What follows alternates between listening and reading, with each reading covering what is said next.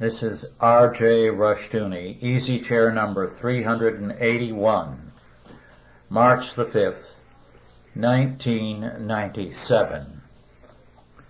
At the beginning of the year, we ask that you submit questions, and we would try to understand them. And we are grateful to those of you who have sent in a few questions. The first one that we'd like to consider this evening is from the Staufers in Switzerland.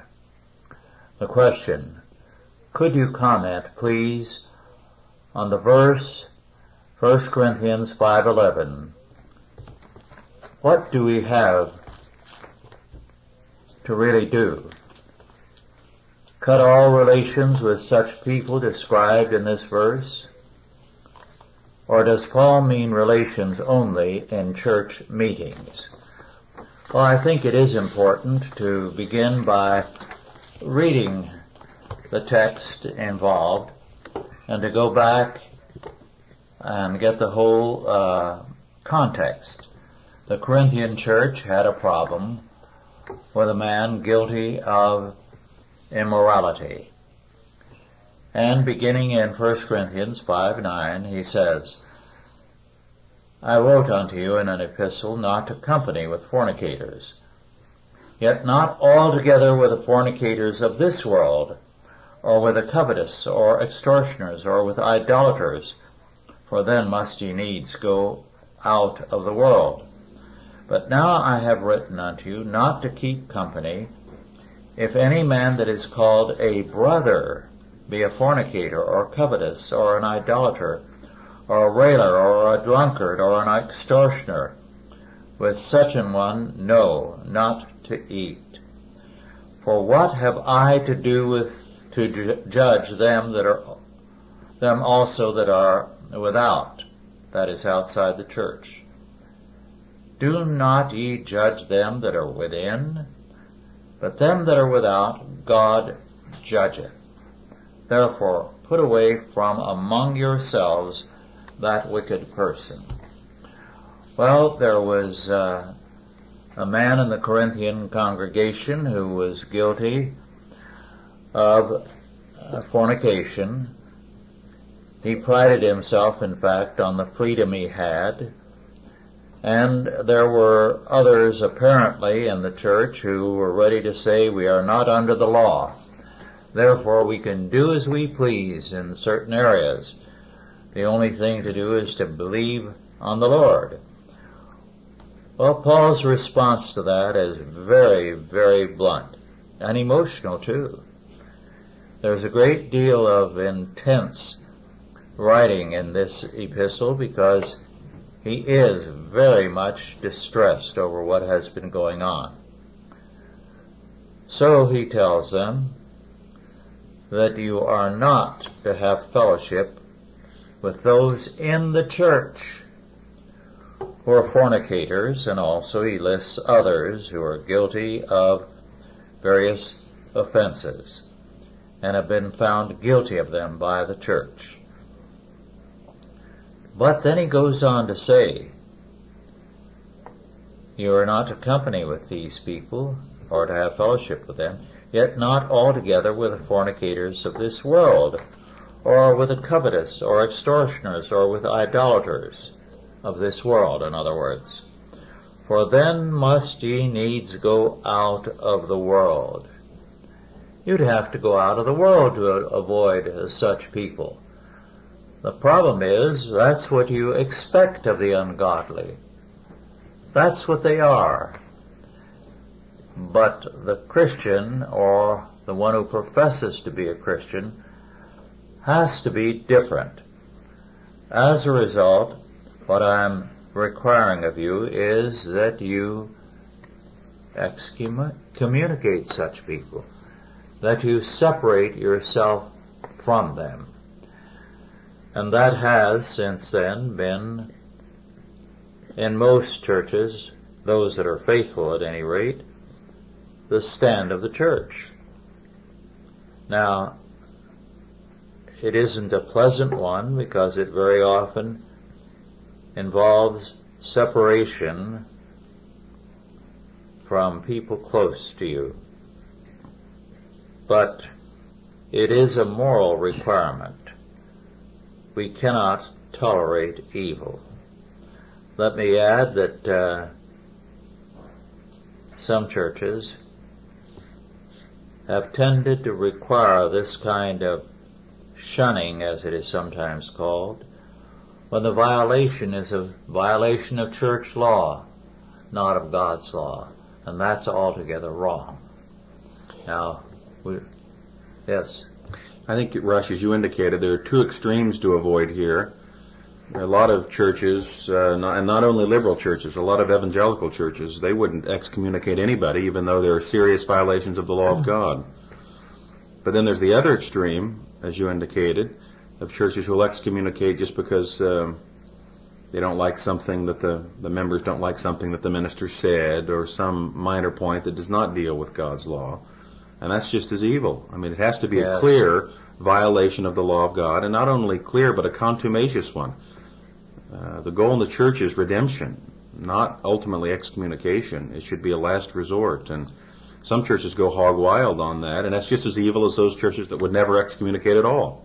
I'm glad you mentioned that these sins have to be contumacious, because basically the healthy position of the church has been that if it is a sin of weakness, they take another stand. Very often dealing with new converts whose background is one of flagrant immorality, there are occasions when they fall by the wayside. They must be dealt with strictly and yet mercifully. And so the church has striven to temper judgment with mercy.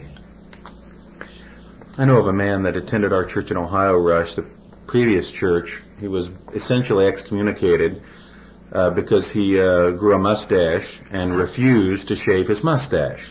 Now that is an extreme, but there are some churches out there that are like that. Yes. At the whim of the elders, you know. As one church we said, if the elders tell you to have white wool tires or not, and all that sort of thing. That happens all too often by ecclesiocrats. But then again, there's the other extreme of many of the evangelicals who will allow all sorts of adulteries and slanders and things go on and never address it. Both extremes are wrong. Any other comments on that? Well, let's go to another question. This is from David Ingram. It's in two parts. The first, were the colonies of 1776 biblically justified to rebel against England? I'm going to be selfish and answer that one also first. It's a question I've often been asked. And I think it is an important question because our textbooks don't deal with the issue accurately. To begin, there was no rebellion against England. England was not the owner or the overlord over the American colonies. They had only one connection with England. They shared a common king. King George III was King of England, King of Scotland, King of Wales, King of Ireland, North Ireland, King of New York, King of Virginia, and so on. He had a chartered, or to use the modern term, a constitutional relationship to each of those possessions that were his. Now, the Declaration of Independence is not a declaration of independence from England. They were already independent of England in fact, if not in actual practice, because you must remember that King George III for about 20 years of his long reign, was mentally incompetent. It was a hereditary problem caused by too much inbreeding. Well, as a result, the king's ministers took over and began to rule the colonies. And they, in effect, were putting them under Parliament, which had no jurisdiction. Now, the interesting thing is, and I haven't seen any work that deals with this, but for some time, Parliament was working to take over the royal prerogatives. Under Queen Anne, a lot of this began. She simply appointed a minister who pleased her, and he ran the country. And increasingly, he allowed Parliament to share the power with him. But Parliament had no legal power, even over England in some of the realms where they were governing, and certainly none over the colonies. Well, with George I, who succeeded Queen Anne, you had a king who was a German ruler of Hanover and whose language remained German. He never really learned to speak English. Now, with George III's periodic incompetence mentally, the forces in Parliament were ready to take over and govern these realms. This was, of course, illegal. The Declaration of Independence, apart from the first paragraph, which is a series of philosophical generalizations using the language of the time to appeal to the European powers, is a long document that lists one violation after another by King George or his ministers of their charters or constitutions. It's a very detailed and specific list of violations. And these violations rendered the charters or constitutions null and void, and in effect dissolved the relationship. On top of that, there were a number of illegal acts that marked the council's activities towards the colonies, illegalities in the kind of things they did and taxes they imposed, and also an attempt to supplant their right to name their judges and governors. On top of that, when the colonies continued to protest these things, they sent troops to enforce their requirements. Now, troops in those days were quartered on the people. Quartering is something modern Americans know next to nothing about.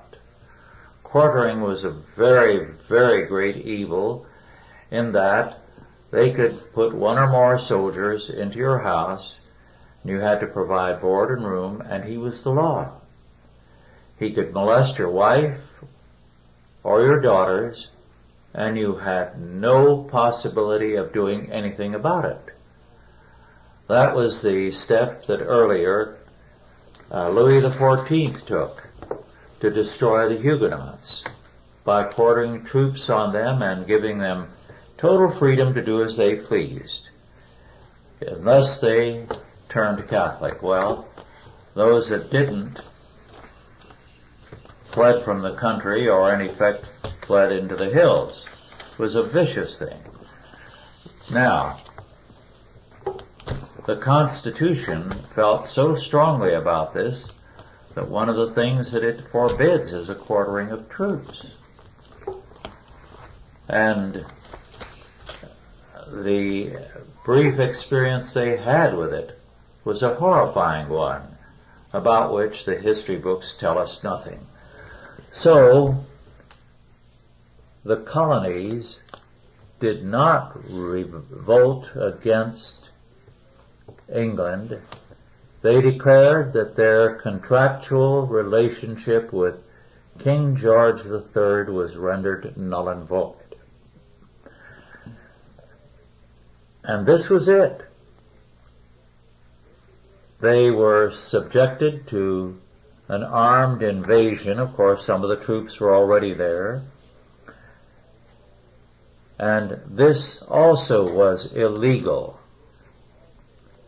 So the whole thing was justifiable. The colonies used their legal prerogatives to resist Parliament. Now, they put their lives on the line because Parliament would have hung them if they had won. But that is the nature of the so-called American Revolution, which was really the War of Independence. One of the great myths is that the American Revolution basically sprang from the same fountainhead as the French Revolution. Which came later. Which came later, of course. Rush, as you were talking, I was writing down some points of contrast between the American and the so-called American Revolution, the War of Independence, and the French Revolution. The American Revolution was very principled and law-based, whereas the French Revolution was anarchic. American Revolution was based on a long tradition, whereas the French Revolution meddled in abstraction and philosophical things like that. The American War for Independence was basically issued from a Christian ethos, whereas the French Revolution issued from an atheistic ethos. And the American Revolution was trying to restore something old, so it really wasn't a revolution. In fact, I think in your book, This Independent Republic, isn't there a chapter on the War of Independence, conservative counter-revolution? Yes. Whereas, of course, the French Revolution was trying to make something over new, which is pointed out so well in Billington's Fire in the Minds of Men. It was a new religion they were trying to espouse. So it's really not fair to compare those two. There was very little of that sentiment in the colonies. There was Thomas Paine, of course, but beyond him and a few other radicals, it was a very principled, Christian-like approach to the situation, which was certainly not true in the French Revolution. Thomas Paine was an Englishman who came over when the trouble began here, hoped to command it and move it in the direction he liked. His two pamphlets were enormously popular, but as his general position became more and more known, he found he was less and less welcome, so he left this country. He tried also to exert influence on the French Revolution, and they threw him in jail. He apparently had quite an attraction for underage girls. Mm-hmm. And that was the reason for his arrest and imprisonment.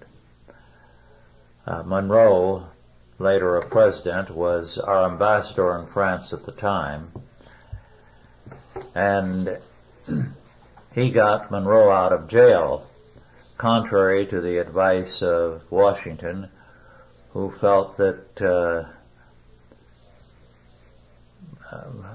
Paine was not our kind of man. Well, you mentioned that the only connection with the England was that we shared a common monarch. When the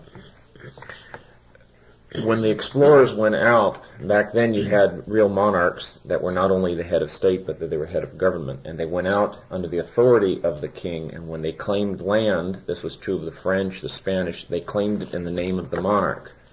So that's why Jamestown was named after King James. It was they were out under his authority, and they named the land or their colony very often after their king. But when the first colonists were sent out, they were guaranteed something. The English colonists were guaranteed all the rights of Englishmen in England, which was very significant because the French didn't do that. And so the people who went to New France were basically government employees. There were no families, very few women, and it's one of the reasons the British eventually overcame them, because there weren't that many of them. They were government employees. There was no sense in resisting that hard.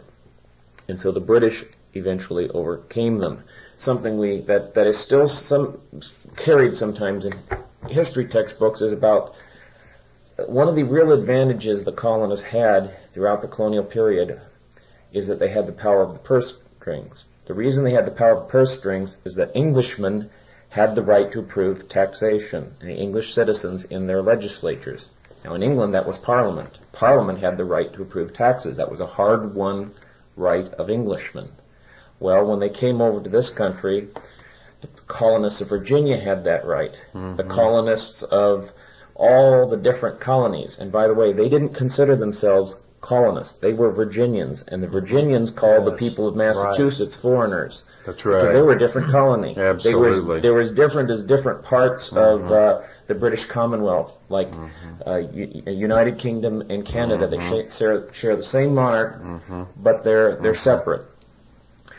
Now, when the king had all the kings had grand ideas, and every royal governor that was sent over, because the king did have the right to appoint the governor of a royal colony. By the end of the colonial period, most of them were actually had royal governments. The king would send over a royal governor with a long set of instructions, and every royal governor would come over here and says, it's time this legislature in this colony got whipped into shape and it did what the king wants it. Now here's my list from the king of what you are to do. And the colonists would listen very politely and say, thank you very much, but all that takes money. And you'll do what we give you money for. And the colonists won every time because the king did not have the right to force them to pay taxes, to do anything they didn't want to do. It was called the power of the purse strings, and it was very, very essential to the freedom of the colonists. And the legislatures won every time in the colonies. Now, during the 18th century, you had several, what we sometimes call the French and Indian Wars, and these culminated with the defeat of New France. And Britain now took over what we now call Canada. And the king foresaw at this point that there was a British Empire on the horizon. And the whole idea of each part of the British Empire being completely independent didn't exactly work for an empire, not as they envisioned it. And they said, we have to have more control. Parliament being close to the king, and at that point basically bought by the king, bribed by the king, they heavily. Parliament was the logical one to be the instrument of controlling this emerging empire. And the colonists didn't want any part of it. Now, to a certain extent, the colonists went along with some of the trade laws. They figured there has to be some means of, we'll go along with some of that. But they always and every time resisted any idea of direct taxation, because that was unquestionably, who controlled trade between this colony and another colony?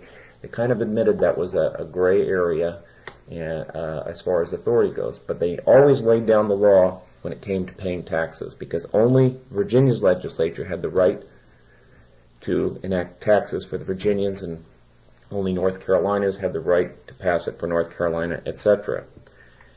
And if you look at the early documents, I believe it's of the First Continental Congress, they speak very heavily of the rights of the colonial legislatures to enact taxes and not Parliament. Parliament was basically had no legal role in the colonies. It's like California deciding that because Nevada is so small that they have the right to pass taxes over the people of Nevada. Mm-hmm. The real reason Parliament was doing this is because the king was helping them. So they declared their independence not from Parliament, because Parliament's not mentioned in the Declaration of Independence. Right. The king was conspiring with Parliament to do this. Mm-hmm. And ultimately they said the king's breaking the law, and so we'll sever our ties with the king. And they never bothered to mention Parliament Yeah, that's right. in the Declaration of Independence. And they pointed out the ways that he had broken faith with them. And, weren't they just actually really only asserting the rights of natural-born Englishmen? That's all that they really had wanted. And they said in their, through a long train of abuses, that this wasn't a spur-of-the-moment thing, of course.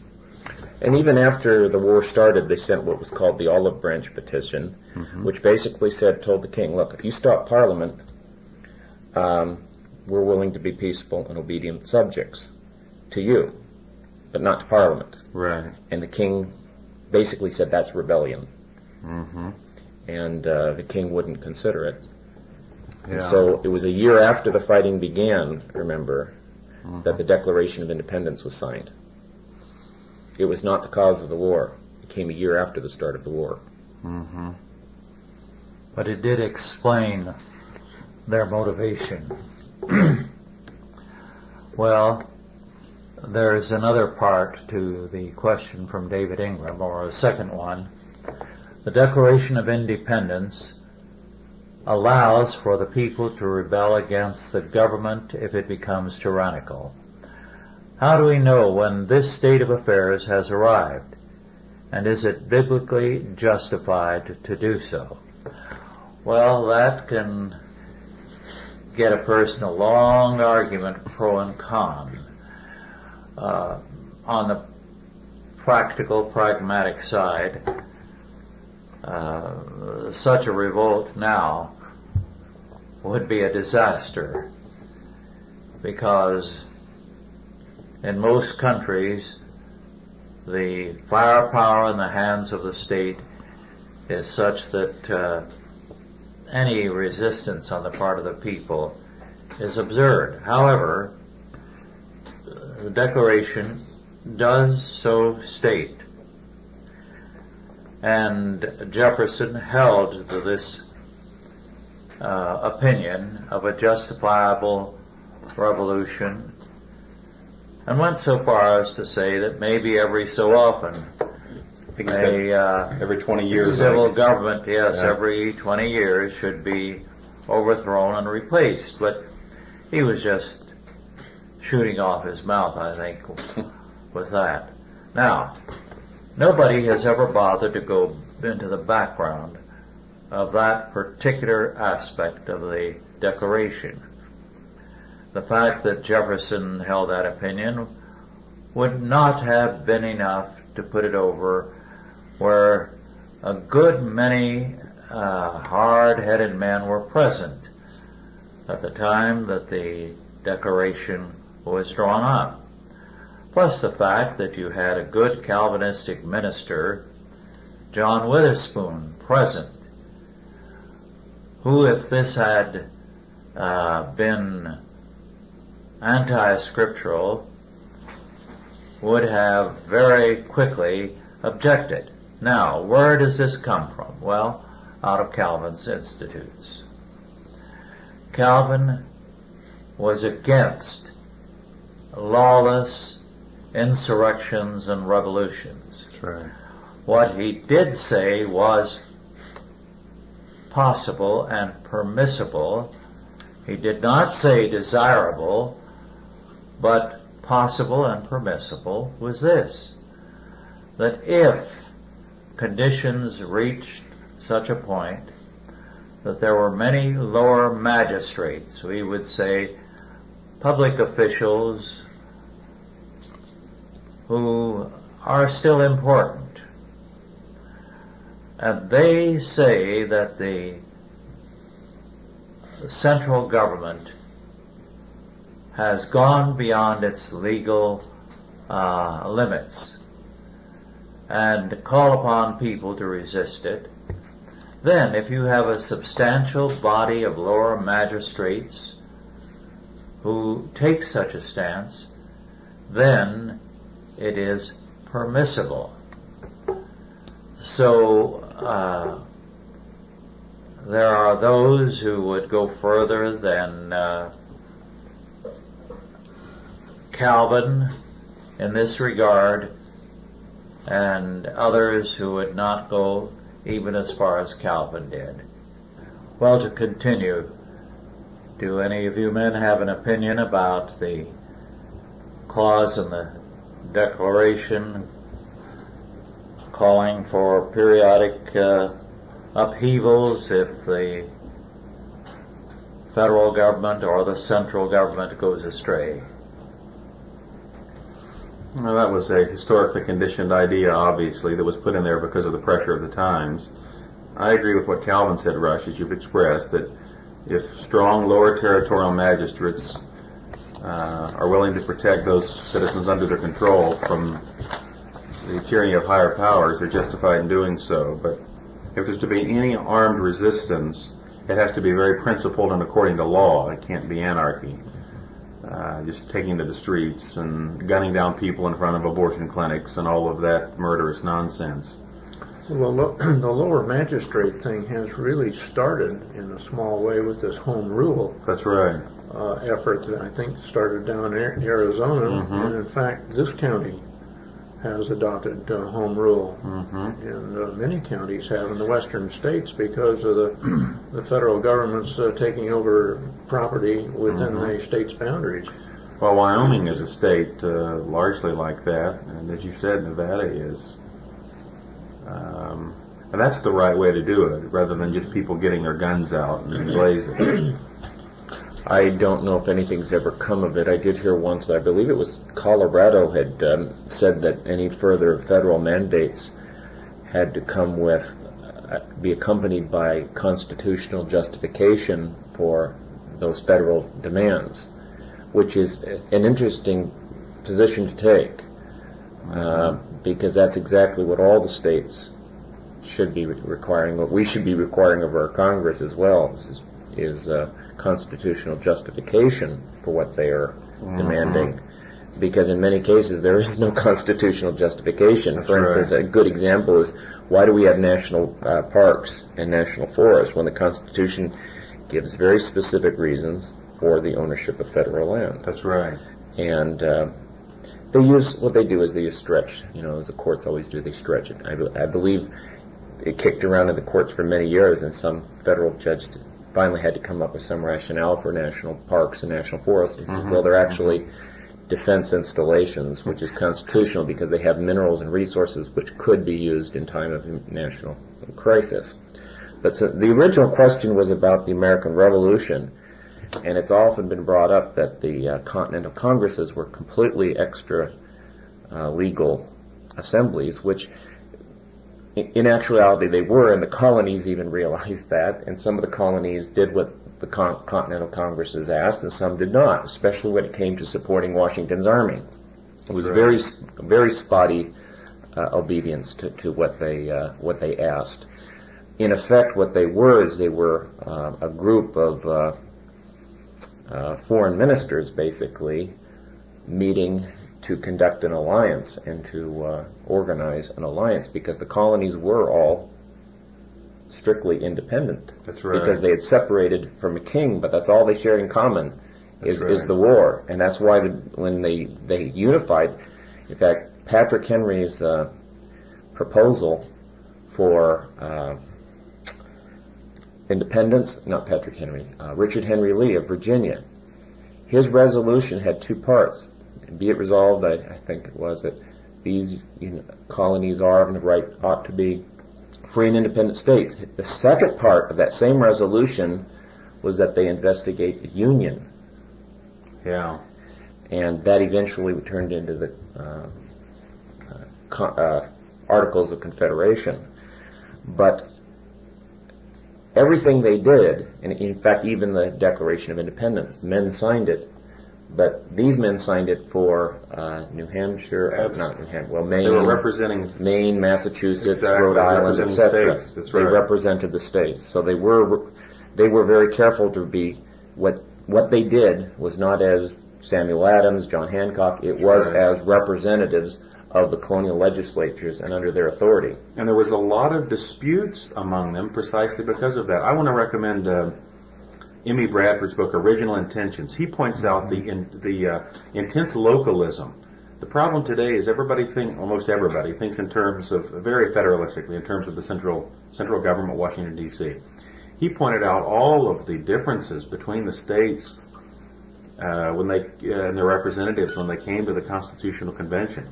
They had some very specific things they wanted to accomplish. They weren't trying to make some huge, perfect, ideal, just social order or abstract rights or abstract equality. They just wanted to do the best that they could under the conditions. And Mark, you're exactly right. I mean, there were all these competing interests, and they came up with a very sound document. But today that's completely lost when it's interpreted by a liberal judiciary as though they were interested sort of in abstract human rights. That wasn't in their mind at all, as Bradford points out. We must remember, too, that we cannot understand this country unless we realize that it was created to be a federal union, not a centralized state. That for a long, long time, there was very little in Washington, D.C. other than the White House and a handful of clerks. The Supreme Court met 2 weeks in a year. Congress didn't meet much longer, and there was very little control over the states and over the people. And if you were in a particular state, even the state government did not have much power over you. It was truly very, very much a free country. So it's difficult for people today to realize that even in this century, Washington, D.C. began as a small community. I have a picture which I haven't been able to locate since we moved here 21 some years ago. It's a picture looking out from the White House steps in the years of President Taft's presidency. It shows the Taft Sorry about that. family cow I thought that one was... tethered out on what is now the front lawn. Well, it was very much a small town atmosphere. It was after Taft, with Woodrow Wilson, World War I, the creation of a vast bureaucracy, that we began to have the kind of federal government that we have now. The seeds of it go all the way back, of course, to Abraham Lincoln. But it was with Wilson that we have the modern federal power. And as a result, you have to realize the Founding Fathers never even remotely imagined any such power as now exists in the central government. Well, the Constitution itself says that whatever we don't deal with, of course, can be dealt with by the people in the states. I mean, the reserves the right to the people in the states. That's something that's not often understood. Or the Congress should be a full-time job. You know, was of course a fairly recent development. Well, let's go on to another question. This is one of a series from the Reverend Byron Snap.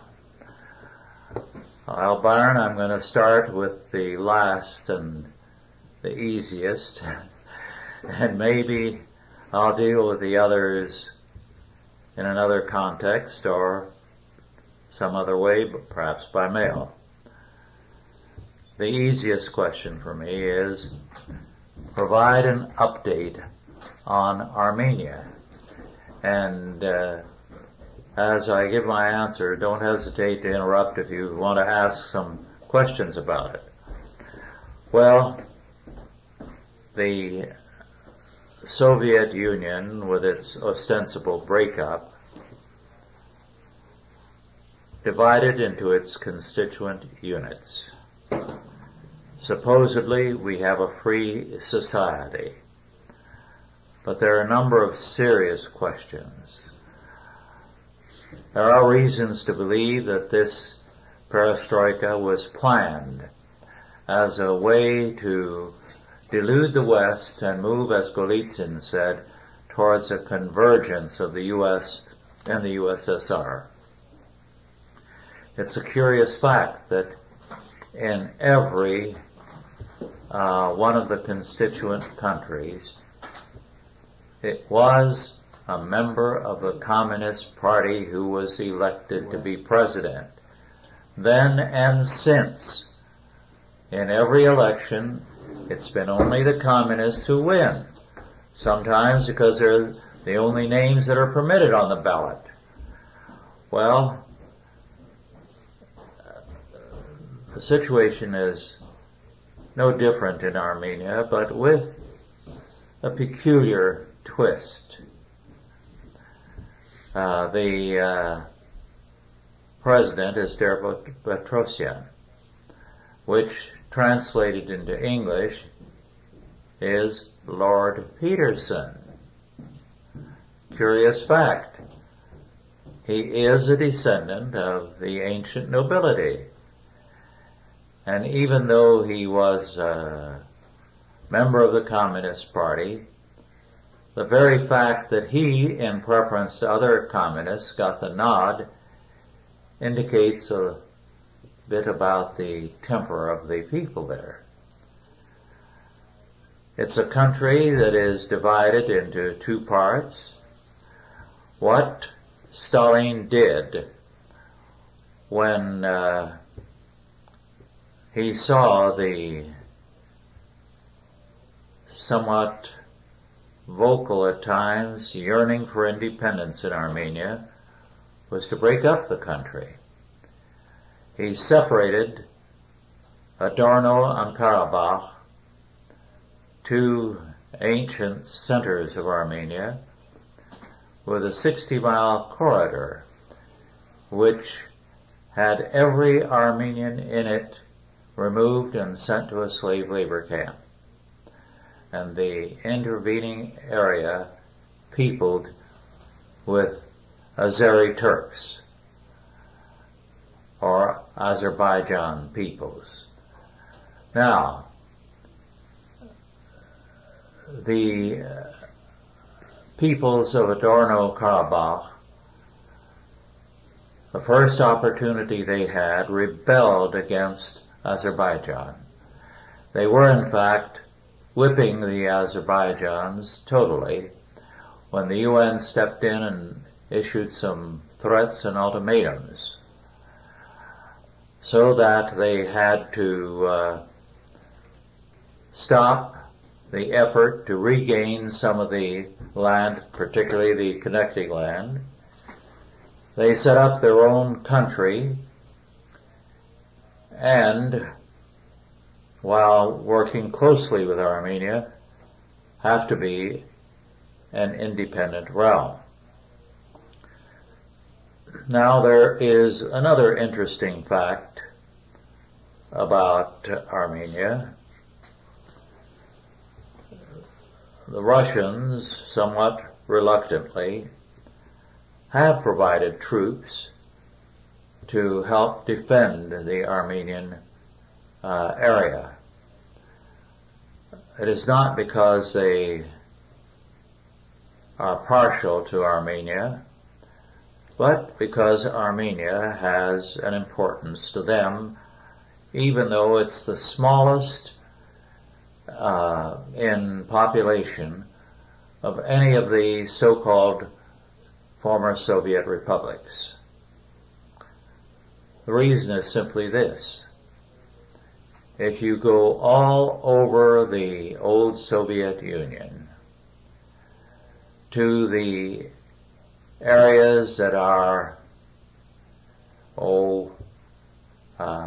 Turkish or Uzbek or Russian or whatever. The main engineering in every one of those is done by Armenians. Armenian engineers were the backbone of whatever was at all viable in the old Soviet Union. They still need them. And they're not willing to be too harsh on Armenia. So, as against a threat from Azerbaijan or Turkey or Iran, they're ready to be moderately helpful. And the army is basically behind that, not Yeltsin. The problem there is that the army is now without pay and hasn't been paid for a long time, and it is falling apart and the equipment disintegrating. Now, there are some reasons why there are pressures upon Armenia, not only by the Turks, because the Azeris of Azerbaijan are Turks. Up north, the Chechens of Chechnya are Turks, the most vicious, and of course there's Turkey. Then you have Kurdish peoples on the section of northern Iran who want independence and who are also Muslims. So Armenia is surrounded mainly by Islamic countries. The only other Christian country in the area has very little remains of Christianity, Georgia. Well, some of the countries to the east of Armenia have so much oil, according to estimates, that they will make Arabia look like just an oil puddle. They want this oil to go through Armenia, but they don't want to have it of any benefit to Armenia. There's a blockade of oil and other things. We have supposedly said that Turkey will receive no aid as long as it's aiding and abetting and supporting the blockade and prohibiting supplies from getting through to Armenia. But right now we're about to disregard that, which is there for surface appearances. So it's quite a crisis. The winters are cold there. It's high mountainous country. There's virtually no fuel. And it's a country in perpetual crisis because its neighbors are all dedicated to its destruction. Also, it has been without any real contact with the Western world and Christendom since the beginning of this century, 1914. As a result, it is in a critical situation. I was interested 2-3 years ago to learn how backward medicine in Bulgaria and Romania and Yugoslavia was. They had been cut off only since World War II.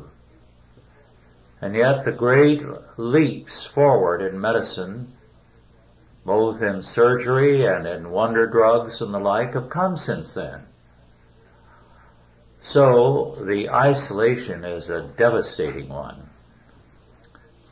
At the same time, it's likely to increase because our policy in Yugoslavia is total support for the Muslims, none for the Christians.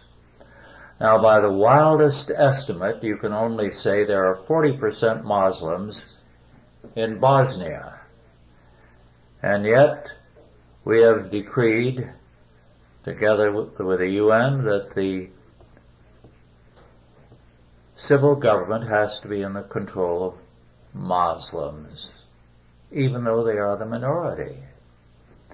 And we have received a viciously false picture of the situation there with regard to Serbia, and a great deal of whitewashing of Croatia. It's a very grim picture. We have tried to do some broadcasting of the gospel with Aaron Kayayan in Armenia. I don't know how long we'll be able to continue. It's very difficult to get in and out, very difficult to take things in and out.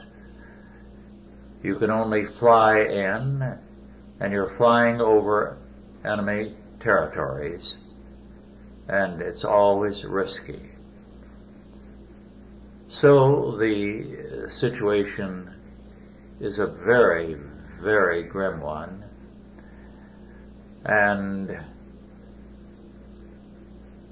it's like other critical spots in the world.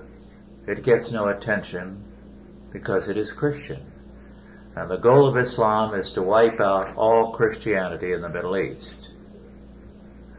There are pockets of it in Syria, a fair population there, and in Lebanon, but elsewhere it is gone. Are there any questions you'd like to ask about this? Why do they fear it? What? Why do they fear it? And why do the Muslims fear Christianity in such small pockets if they are no major threat to them as far as numbers or amount of territory? It's a good question. First, they hate it.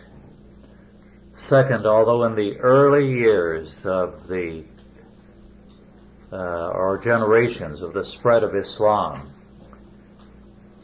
it was able to overrun and conquer a great many areas, although at that time not Armenia nor Georgia. They now have an intense fear of Christian power, Christian military ability. They can't compete with it. During World War I, General Antranik, an Armenian general with only a bare handful of men, at every turn defeated the Turks. One of the British officials said that he was certainly one of the greatest military strategists in all of history. But he's not very much known. Well, with very, very poor weaponry, the Armenians of Adorno-Karabakh whipped the Azeri Turks again and again and again. They don't trust Christians. They realize that Christians now are the people with the faith and power to stand and fight. So there's an intense hostility. Everything is being done, by the way, in Lebanon to wipe out the Christians there. What about the state of the church today in Armenia as a result of this rush? Well, the Church of Armenia, which is not one of the Eastern Orthodox churches, but in its general position is more like what the Church of England was at the beginning of the century, was for a long time under the control of the Soviet Union. The Church is a rather strange one in its government because it has a presiding bishop called Catholicos, who is comparable on a lower level to the Pope or the Orthodox Patriarch. However, the problem with his office is that the Church of Armenia, in its origin, was a compromise between the apostolic Christianity, the church established in the New Testament age in Armenia, which was, we would say, semi-congregational, semi-Presbyterian. And then the Episcopal Church, which in the early 300s was established by the Crown under the leadership of St. Gregory the Illuminator. The two groups finally came together with some compromise on both sides, so that to this day the elders of every local congregation in the Church of Armenia send delegates when there is a need for a new Catholicos to be elected, to elect him. The elders elect the bishops. The elders elect the Catholicos. Well, that's unlike any other Episcopal or Catholic or Orthodox church. The power is there on the lowest level, the local congregation. And this made it very difficult for the Marxists to control the church. They did, to my knowledge, execute one Catholicos by smothering him. That way no marks show. You smother him to death. But by and large, the church has a background, here again like the old Church of England, high church, low church, that is evangelical, and broad church. So those three strands have been present. What has happened with the new Catholicos and what the future will be, I can't say. Well, our time is over. Please send in any questions that you have, and we will do what we can to answer them. Thank you all for listening, and God bless you.